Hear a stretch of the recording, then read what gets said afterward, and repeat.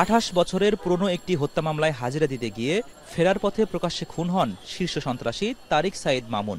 সোমবার Dhaka national medical college হাসপাতালের সামনে ক্যাপ ও মাস্ক পরা দুই সন্ত্রাসী তাকে লক্ষ্য করে দৌড়াতে দৌড়াতে এলোপাথারি গুলি ছোড়েন। প্রাণ রক্ষায় মামুন পেছন ফিরে দ্রুত হাসপাতালে প্রবেশের চেষ্টা করেও শেষ রক্ষা হয়নি। দুর্বৃত্তরা খুব কাছ থেকে তাকে লক্ষ্য করে একের পর এক গুলি চালায়। এ সময় 5টি গুলি তার শরীরে বিদ্ধ হয়। এই ঘটনার ছায়া তদন্তের দায়িত্ব পড়ে ডিবির ওপর। অপরাধীদের শনাক্ত করে 32 ঘন্টার মধ্যেই 2 শুটার সহ 5 জনকে গ্রেপ্তার করা হয়। সাংবাদিকবৃন্দ এবং আমার সহকর্মীবৃন্দ ডিএমপি মিডিয়া সেন্টারে সংবাদ সম্মেলনে অভিযানের আদ্যপান্ত তুলে ধরেন অতিরিক্ত পুলিশ কমিশনার শফিকুল ইসলাম। জানান, আন্ডারগ্রাউন্ডের নিয়ন্ত্রণ নিতেই মামুনকে হত্যা করে আরেকটি সন্ত্রাসী গ্রুপের সদস্য ইমন ও ফারুক।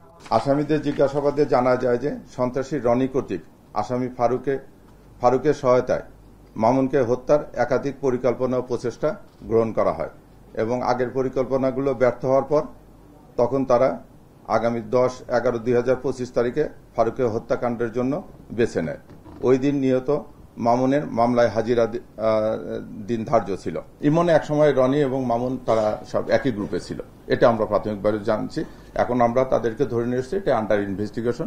যদি কেউ শীর্ষ সন্ত্রাসী এরকম আরো কেউ যদি জড়িত থাকে সেটা আমরা তদন্তের মধ্যে অবশ্যই নিয়ে আসবো। তবে এই ঘটনার অন্যতম হোতা শুটার রনিকে এখনো গ্রেপ্তার করতে পারেনি আইন শৃঙ্খলা বাহিনী। হত্যায় ব্যবহৃত 2টি পিস্তল, নগদ অর্থ ও একটি মোটরসাইকেল উদ্ধার করা হয়েছে। হোসেন জাহিদ, এখন ঢাকা।